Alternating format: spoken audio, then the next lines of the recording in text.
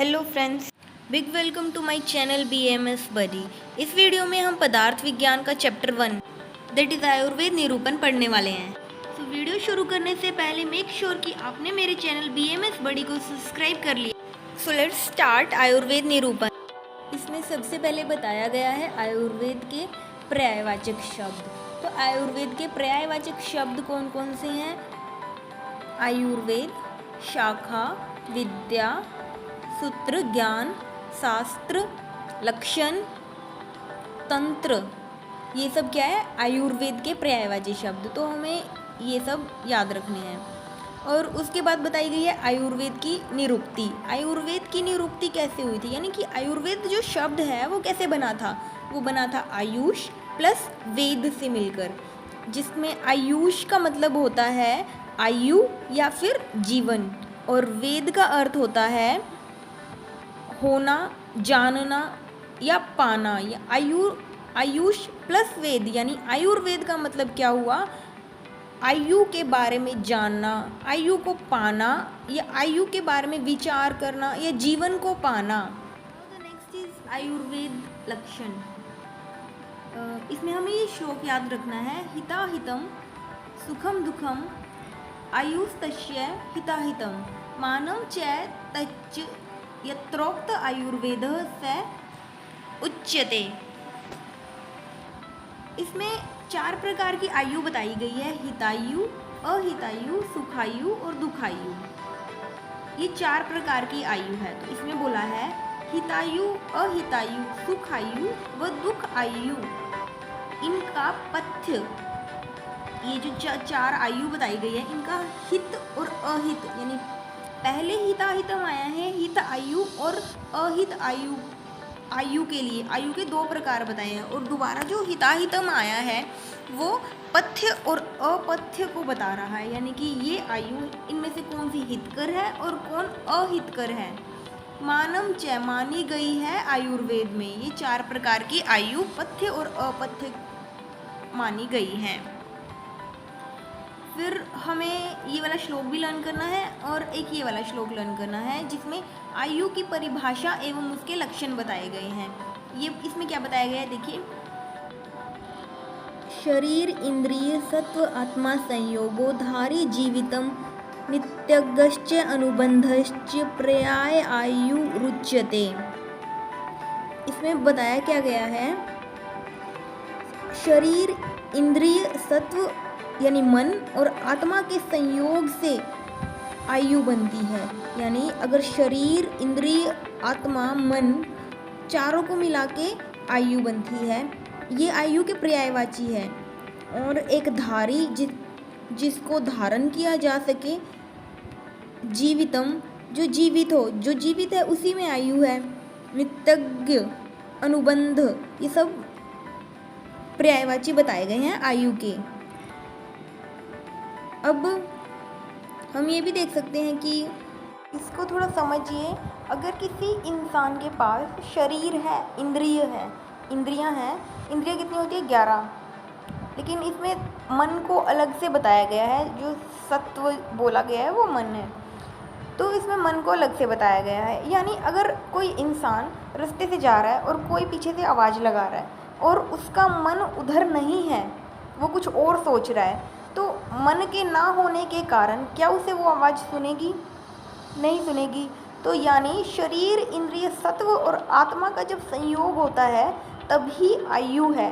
और एक और बात, आचार्य चर्क ने आयु का एक और पर्यायवाची शब्द बताया है, that is चेतनानुवृत्ति।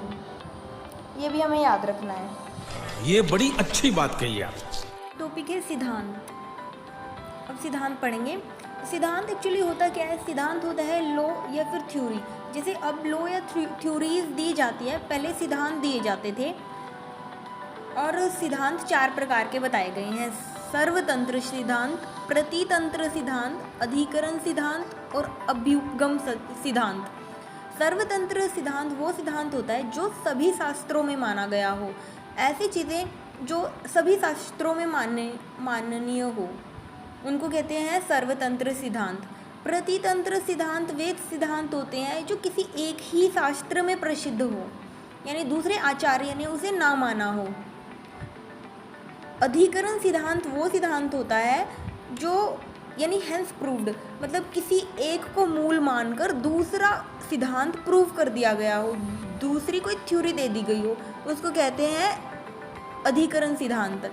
The next is अभ्युपगम सिद्धांत, मतलब जब डॉक्टर्स के बीच डिस्कशन हो रहा होता है, यानी वाद विवाद हो रहा होता है, डिबेट हो रही होती है, उस वक्त अगर कोई वैद्य या डॉक्टर किसी बात को प्रूव कर देता है, यानी वाद विवाद के बीच जो ली जाए उसे अभ्युपगम सिद्धांत कहते हैं।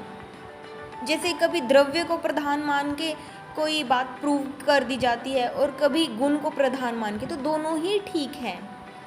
वह आयुर्वेद के मौलिक सिद्धांत, आयुर्वेद के मौलिक सिद्धांत 10 बताए गए हैं। वैसे मौलिक सिद्धांत होता क्या है? मूल को लक्ष्य करके जो सिद्धांत बनाए जाते हैं उन्हें कहते हैं मौलिक सिद्धांत। ओके, अब मौलिक सिद्धांत 10 होते हैं, कौन कौन से होते हैं ये देख लेते हैं। मौलिक सिद्धांत बताए गए हैं। सबसे पहले है त्रिगुण। त्रिगुण, 3 गुण कौन कौन से होते हैं? सत्व, रज और तम, ये 3 गुण हैं। अगर मानसिक गुण पूछा जाए तो सिर्फ सत्व होता है, एक ही होता है। अगर त्रिगुण पूछा जाए तो 3 होते हैं, सत्व, रज और तम।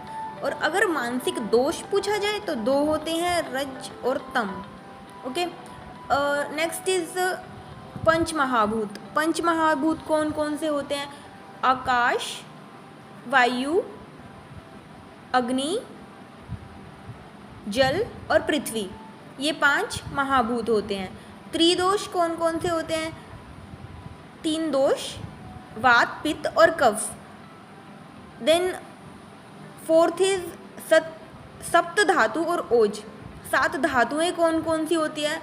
रस, रक्त, मांस, मेद, अस्थि, मज्जा, शुक्र।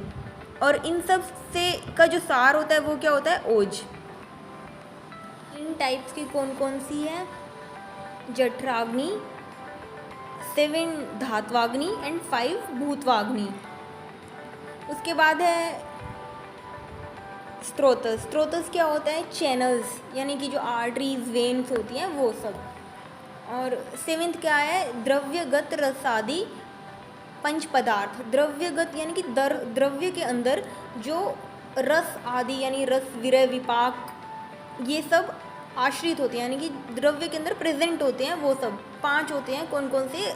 रस, गुण, विरय, विपाक, प्रभाव। उसके बाद है आत्मा, परमात्मा। और उसके बाद है 9th चर्कानुमत चतुर्विंशति एवं सुश्रुतानुमत पंचविंशति तत्व, यानी कि चर्क के अनुसार 24 एंड सुश्रुत के अनुसार 25 तत्व माने गए हैं, वो सब। और फिर last and the 10th is पुनर्जन्म एवं मोक्ष। इन सब के बारे में बताया गया है। ये सब मूल सिद्धांत बताए। खत्म, बाय बाय, टाटा। सो इस चैप्टर में इतना ही था फ्रेंड्स।